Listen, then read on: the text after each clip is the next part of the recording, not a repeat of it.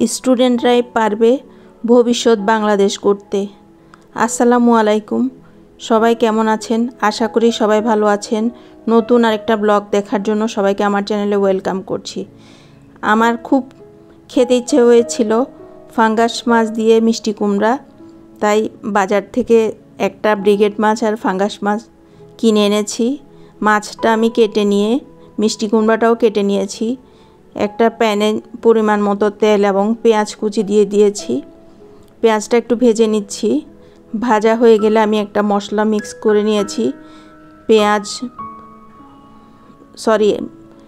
মরিচের গুঁড়া, হলুদের গুঁড়া, লবণ, আদা রসুন বাটা, একটু জিরার গুঁড়া, সব কিছু দিয়ে আমি মশলাটা কষাতে দিয়ে দিয়েছি।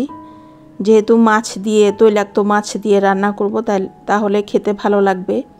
আমার মশলাটা কষানো হয়ে গিয়েছে। আমি এখন মাছের তেলের অংশগুলো নিয়েছি যাতে খেতে একটু টেস্টি হয়। তারপর মাছগুলো ভালো করে কষিয়ে আমি মাছগুলো এক সাইডে তুলে রাখবো। তুলে রেখে মিষ্টি কুমড়াগুলো দিয়ে দিব। দিয়ে পরিমাণ মতো ঝোলের পানি দিয়ে দিব। এই যে আমি কষাতে দিয়ে দিয়েছি সামান্য পরিমাণ ঝোলের পানি দিয়ে। তারপর কষানো হয়ে গেলে মাছের মাথা ছাড়া মাছের টুকরাগুলো আমি তুলে এক সাইডে রেখে দিয়ে তারপর মিষ্টি কুমড়াগুলো দিয়ে দিব। মাছের মাথাটা একটু ভাঙা ভাঙা হয়ে গেলে খেতে ভালো লাগবে, তাই এখন আমি মিষ্টি কুমড়া দিয়ে দিচ্ছি।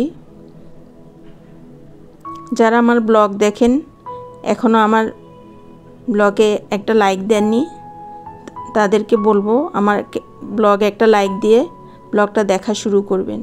এর ফাঁকে আমি দিয়ে দিয়েছি 1 চা চামচ চিনি এবং কয়েকটা কাঁচামরিচ। আমার মিষ্টি কুমড়াটাও রান্না করা হয়ে গিয়েছে। দেখতে এরকম একটা সুন্দর লুক এসেছে। আর যাদের আমার ব্লগের কোনো অংশ ভালো লাগবে আমার চ্যানেলটা সাবস্ক্রাইব করার অনুরোধ হইল।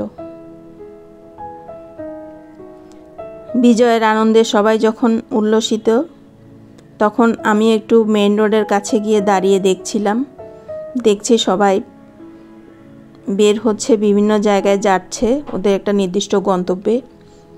আমি ওখানে দাঁড়িয়ে কিছুক্ষণ দেখলাম। তারপর আজকে যখন ভয়েস দিচ্ছি তার কিছুক্ষণ আগে আমি একটু কাজে বের হয়েছিলাম। দেখলাম বিভিন্ন জায়গায় স্টুডেন্টরা দাঁড়িয়ে দাঁড়িয়ে গাড়িগুলোকে সঠিকভাবে যাতায়াতের জন্য ওদের সুন্দর করে ওরা প্ল্যান করে ওদেরকে সারিবদ্ধভাবে দিচ্ছে।